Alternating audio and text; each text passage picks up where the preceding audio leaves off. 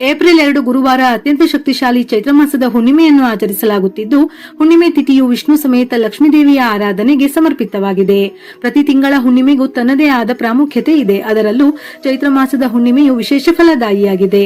ಚೈತ್ರ ಹುಣ್ಣಿಮೆಗೆ ಹೆಚ್ಚಿನ ಮಹತ್ವವಿರಲು ಕಾರಣವೆಂದರೆ ಇದು ಹಿಂದೂ ಹೊಸ ವರ್ಷದ ಮೊದಲ ಹುಣ್ಣಿಮೆಯಾಗಿದ್ದು, ಇದರ ಜೊತೆಗೆ ಚೈತ್ರ ಮಾಸದ ಹುಣ್ಣಿಮೆಯೆಂದೇ ಹನುಮ ಜಯಂತಿಯನ್ನು ಆಚರಿಸಲಾಗುತ್ತದೆ. ಇದು ಈ ದಿನದ ವೈಶಿಷ್ಟ್ಯವನ್ನು ಮತ್ತಷ್ಟು ಹೆಚ್ಚಿಸುತ್ತದೆ. ಆದ್ದರಿಂದ ಈ ದಿನ ಮಾಡುವ ಪೂಜೆ ಮತ್ತು ಪರಿಹಾರಗಳಿಗೆ ಕೋಟಿಪಟ್ಟು ಪುಣ್ಯ ಫಲ ಸಿಗುತ್ತದೆ. ಇಂತಹ ಪವಿತ್ರ ತಿಥಿಗಾಗಿ ನಮ್ಮ ಹಿರಿಯರು, ಋಷಿ ಮುನಿಗಳು ಮತ್ತು ಪೂರ್ವಜರು ಕಾತುರದಿಂದ ಕಾಯುತ್ತಿದ್ದರು. ಈ ದಿನ ಮಾಡುವ ಪೂಜೆ ಪರಿಹಾರಗಳು ಅಥವಾ ದಾನ ಧರ್ಮಗಳಿಗೆ ಅತಿ ಕಡಿಮೆ ಸಮಯದಲ್ಲಿ ಪ್ರತಿಫಲ ದೊರೆಯುತ್ತದೆ. ಸಾಮಾನ್ಯ ದಿನಗಳಲ್ಲಿ ಮಾಡುವ ಪರಿಹಾರಗಳ ಫಲಿತಾಂಶ ತಡವಾಗಿ ಬರಬಹುದು. ಆದರೆ ಈ ಪೌರ್ಣಮಿಯ ದಿನದಂದು ಬಹಳ ಶಕ್ತಿ ಇರುವುದರಿಂದ ಫಲಿತಾಂಶ ಬಹಳ ಬೇಗನೆ ಸಿಗುತ್ತದೆ. ಈ ಪರಮ ಪವಿತ್ರ ದಿನದಂದು ಲಕ್ಷ್ಮೀ ನಾರಾಯಣರನ್ನು ಆರಾಧಿಸುವುದರಿಂದ ಮನುಷ್ಯನು ತನ್ನ ಸಮಸ್ತ ಕಾಯ, ವಾಚ ಮತ್ತು ಮಾನಸಿಕ ಪಾಪಕರ್ಮಗಳಿಂದ ಮುಕ್ತಿಯನ್ನು ಪಡೆಯುತ್ತಾನೆ. ಶಾಸ್ತ್ರಗಳ ಪ್ರಕಾರ ಪೂರ್ಣಿಮಾ ತಿಥಿಯು ಮನಸ್ಸಿನ ಎಲ್ಲಾ ಇಷ್ಟಾರ್ಥಗಳನ್ನು ಈಡೇರಿಸುವ ಶಕ್ತಿಯನ್ನು ಹೊಂದಿದೆ. ಆದ್ದರಿಂದಲೇ ಈ ವ್ರತವನ್ನು ವಿಧಿವಿಧಾನಗಳೊಂದಿಗೆ ಆಚರಿಸುವುದರಿಂದ ಭಕ್ತರ ಎಲ್ಲಾ ಮನೋಕಾಮನೆಗಳು ಪೂರ್ಣಗೊಳ್ಳುತ್ತವೆ. ಅದು ಧನ ಪ್ರಾಪ್ತಿಯೇ ಆಗಿರಲಿ, ಸಂತಾನ ಭಾಗ್ಯವೇ ಇರಲಿ, ದಾಂಪತ್ಯ ಜೀವನದ ಸುಖವಾಗಿರಲಿ ಅಥವಾ ಆರ್ಥಿಕ ಸಮೃದ್ಧಿ ಮತ್ತು ಯಶಸ್ಸೇ ಆಗಿರಲಿ, ಹುಣ್ಣಿಮೆಯ ದಿನ ಲಕ್ಷ್ಮೀ ನಾರಾಯಣರ ಪೂಜೆಯಿಂದ ಎಲ್ಲವೂ ಲಭಿಸುತ್ತದೆ. ಹುಣ್ಣಿಮೆ ತಿಥಿ ಸಮಯ ಏಪ್ರಿಲ್ 1 ಬೆಳಿಗ್ಗೆ 7:06 ಪ್ರಾರಂಭವಾಗಿ ಏಪ್ರಿಲ್ 2 ಬೆಳಿಗ್ಗೆ 7:41 ಮುಕ್ತಾಯವಾಗುತ್ತದೆ. ಹುಣ್ಣಿಮೆ ತಿಥಿ ಸೂರ್ಯೋದಯದ ಸಮಯದಲ್ಲಿ ಇರುವುದರಿಂದ ಹುಣ್ಣಿಮೆಯನ್ನು ಏಪ್ರಿಲ್ 2 ಗುರುವಾರದ ದಿನವೇ ಆಚರಿಸಲಾಗುತ್ತದೆ. ಆದರೆ ಚಂದ್ರದೇವನ ಆರಾಧನೆಗೆ ಹಾಗೂ ಚಂದ್ರನಿಗೆ ಅರ್ಘ್ಯ ಕೊಡುವುದಾದರೆ ನೀವು ಏಪ್ರಿಲ್ 1 ಬುಧವಾರದ ದಿನವೇ ಕೊಡಬೇಕು. ಯಾಕೆಂದರೆ ಏಪ್ರಿಲ್ 2 ಬೆಳಿಗ್ಗೆ 7:41 ಹುಣ್ಣಿಮೆ ತಿಥಿ ಮುಕ್ತಾಯವಾಗುತ್ತದೆ. ಇನ್ನು ಸತ್ಯನಾರಾಯಣ ಪೂಜೆ ಮಾಡುವವರು ಬುಧವಾರದ ದಿನವೇ ಮಾಡಿಸಬೇಕು. ಇಲ್ಲವೆಂದರೆ ಗುರುವಾರದ ಬೆಳಿಗ್ಗೆ ಹುಣ್ಣಿಮೆ ತಿಥಿ ಮುಕ್ತಾಯವಾಗುವ ಮೊದಲು ಮಾಡಬೇಕು. ಹುಣ್ಣಿಮೆ ಪೂಜೆಯ ಯಾವುದೇ ಪೂಜೆ ಪುನಸ್ಕಾರವನ್ನು ಗುರುವಾರ ಬೆಳಿಗ್ಗೆ ಹುಣ್ಣಿಮೆ ತಿಥಿ ಮುಕ್ತಾಯ ಆಗುವ ಮೊದಲೇ ಮಾಡಬೇಕು. ಈ ದಿನ ಲಕ್ಷ್ಮೀ ನಾರಾಯಣರ ಆರಾಧನೆಗೆ ಬಹಳ ಶ್ರೇಷ್ಠವಾದ ದಿನ. ಹಾಗಾಗಿ ಲಕ್ಷ್ಮೀ ನಾರಾಯಣ ಹೃದಯ ಪಾರಾಯಣ ಮಾಡಿ.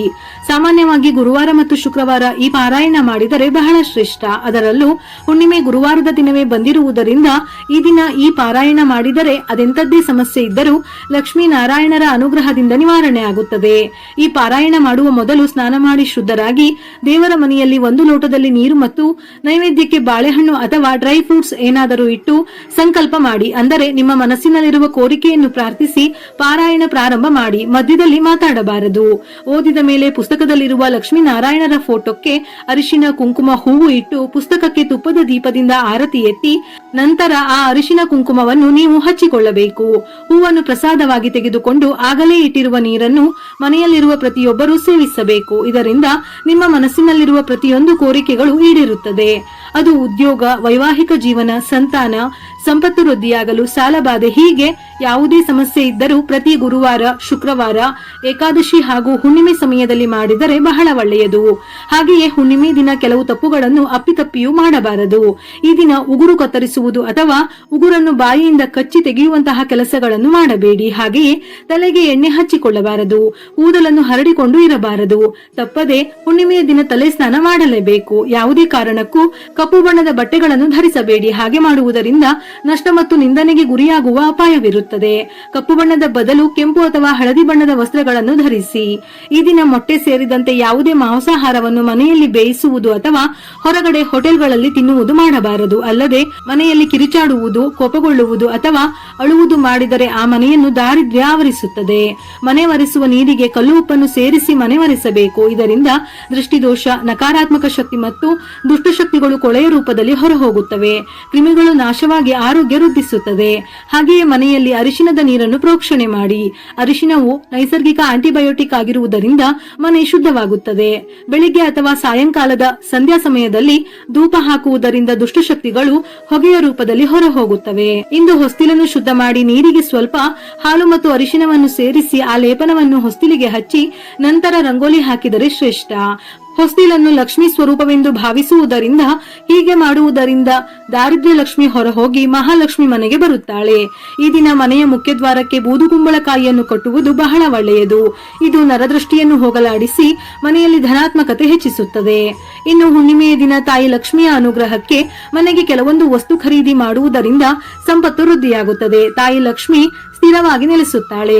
ತಲೆಮಾರುಗಳ ಕಾಲ ಕುಳಿತು ತಿಂದರೂ ಮುಗಿಯದಷ್ಟು ಆಸ್ತಿ ಪಾಸ್ತಿ ಮತ್ತು ಐಶ್ವರ್ಯ ನಿಮ್ಮದಾಗುತ್ತದೆ. ಅರಿಶಿನ ಇದು ಅತ್ಯಂತ ಮಂಗಳಕರ ಮತ್ತು ಲಕ್ಷ್ಮಿಗೆ ಪ್ರಿಯವಾದುದು. ಏಲಕ್ಕಿಯು ಧನವನ್ನು ಆಕರ್ಷಿಸುವ ಶಕ್ತಿಯನ್ನು ಹೊಂದಿದೆ. ಬೆಲ್ಲವನ್ನು ಮನೆಗೆ ತರುವುದರಿಂದ ನಿಮ್ಮ ಜೀವನದಲ್ಲಿ ಸಿಹಿ ಸುದ್ದಿಯನ್ನು ಕೇಳುತ್ತೀರಿ. ವ್ಯವಹಾರದಲ್ಲಿ ಅಭಿವೃದ್ಧಿ ಕಾಣಬಹುದು. ಕಲ್ಲುಪ್ಪು ಇದು ಸಾಕ್ಷಾತ್ ಲಕ್ಷ್ಮಿ ಸ್ವರೂಪ. ಇದನ್ನು ತಂದರೆ ಸ್ಥಿರಾಸ್ತಿ ಹೆಚ್ಚಾಗುತ್ತದೆ.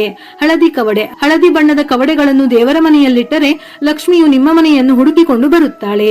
ಅರಿಶಿನದ ಕೊಂಬು ಇದನ್ನು ಕೆಂಪು ಬಟ್ಟೆಯಲ್ಲಿ ಕಟ್ಟಿ ವ್ಯಾಪಾರ ಮಾಡುವ ಸ್ಥಳದಲ್ಲಿ ಅಥವಾ ಹಣ ಇಡುವ ಪೆಟ್ಟಿಗೆಯಲ್ಲಿ ಇಟ್ಟರೆ ಲಾಭ ಹೆಚ್ಚಾಗುತ್ತದೆ. ಕೊತ್ತಂಬರಿ ಬೀಜ ಇವು ಹಣಕಾಸಿನ ಮುಗ್ಗಟ್ಟನ್ನು ದೂರ ಮಾಡುತ್ತದೆ. ಅತ್ತರು ಸುಗಂಧ ಪರಿಮಳಕ್ಕೆ ಲಕ್ಷ್ಮಿ ಆಕರ್ಷಿತಳಾಗುತ್ತಾಳೆ. ಆದ್ದರಿಂದ ಇದನ್ನು ಪೂಜಾ ಕೋಣೆಯಲ್ಲಿ ಬಳಸಿ. ಈ ಮೇಲೆ ಹೇಳಿದ 8 ವಸ್ತುಗಳಲ್ಲಿ ಎಲ್ಲವನ್ನು ತರಬೇಕೆಂದೇನೂ ಇಲ್ಲ. ನಿಮ್ಮ ಅನುಕೂಲಕ್ಕೆ ತಕ್ಕಂತೆ ಕೇವಲ 2 ವಸ್ತು ಖರೀದಿ ಮಾಡಿದರೂ ತಾಯಿ ಲಕ್ಷ್ಮಿಯ ಅನುಗ್ರಹ ಪ್ರಾಪ್ತಿಯಾಗುವುದಲ್ಲದೆ ಸಂಪತ್ತು ವೃದ್ಧಿಯಾಗುತ್ತದೆ. ವಿಡಿಯೋ ಇಷ್ಟ ಆಗಿದ್ದಲ್ಲಿ ಮರೆಯದೆ ಲೈಕ್ ಕೊಟ್ಟು ನಿಮ್ಮವರಿಗೆ ಶೇರ್ ಮಾಡಿ. ಇದೇ ರೀತಿಯ ಮನಮುಟ್ಟುವ ಉಪಯುಕ್ತ ಮಾಹಿತಿಗಳಿಗಾಗಿ ಮತ್ತೆ ಭೇಟಿಯಾಗೋಣ.